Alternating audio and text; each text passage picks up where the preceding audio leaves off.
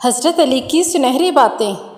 حضرت علی رضی اللہ عنہ نے ظلم کے بارے میں فرمایا، ظالم لوگوں پر ظلم اٹھاتا ہے اور برا شخص ہمیشہ بےہودہ کام کرتا ہے۔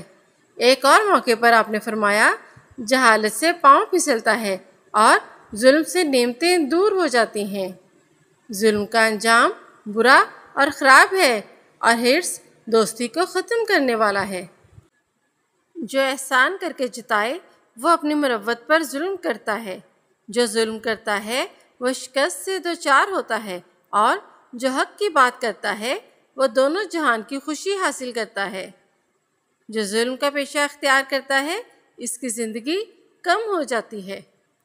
جو اللہ تعالیٰ کی عظمت کے سامنے اپنی عاجزی کا اظہار کرتا ہے، دنیا داروں کی اونچی گردنیں اس کے سامنے ذلیل و پست ہو جاتی ہیں، اور جو اللہ تعالیٰ پر توکل کرتا ہے اس کے بڑے بڑے دشوار کام آسان ہو جاتے ہیں۔ جو شخص سردار ہو کر لوگوں پر انعام و کرام کرتا ہے وہ بلا شبہ اپنی سیاست اور سرداری کا حق ادا کرتا ہے۔ احسان ایک ذخیرہ ہے اور کریم وہ ہے جو اس ذخیرے کو جمع کرے۔ کسی کے ساتھ احسان کرنا ہو تو ایسے شخص کے ساتھ کرو جو اس کو یاد کرتا اور دہراتا رہے۔ حضرت علی رضی اللہ عنہ نے فرمایا، جو زیادہ طمع کرتا ہے وہ اکثر ٹھوکر کھاتا ہے، اور جس کی پرہیزگاری کم ہوتی ہے اس کا دل مردہ ہو جاتا ہے۔ حضرت علی رضی اللہ عنہ نے فرمایا، منافق خود کے ساتھ صلح رکھتا ہے اور دوسروں پر لعن و طعن کرتا رہتا ہے۔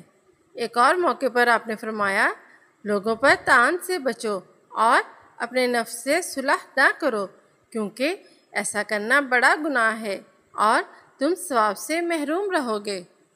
عزت کے بارے میں حضرت علی رضی اللہ عنہ نے فرمایا، عزت کے بارے میں حضرت علی رضی اللہ عنہ نے فرمایا، دوسروں کی عزت کرو تاکہ تمہاری عزت ہو۔ ایک اور موقع پر فرمایا، پرہیزگاری سے عزت اور بدکاری سے ذلت حاصل ہوتی ہے۔ بد زبانی سے انسان کی عزت کم ہوتی ہے اور بد کلامی سے انسان کی قدر ختم ہو جاتی ہے۔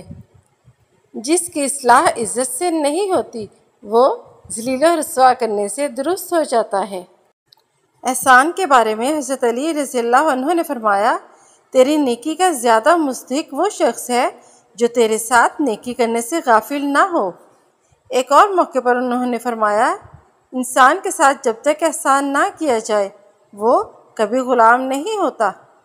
ایک جگہ فرمایا، اگر احسان آدمی کی شکل میں دکھائی دیتا تو ایسا باجمال ہوتا کہ تمام جہان پر فوقیت رکھتا۔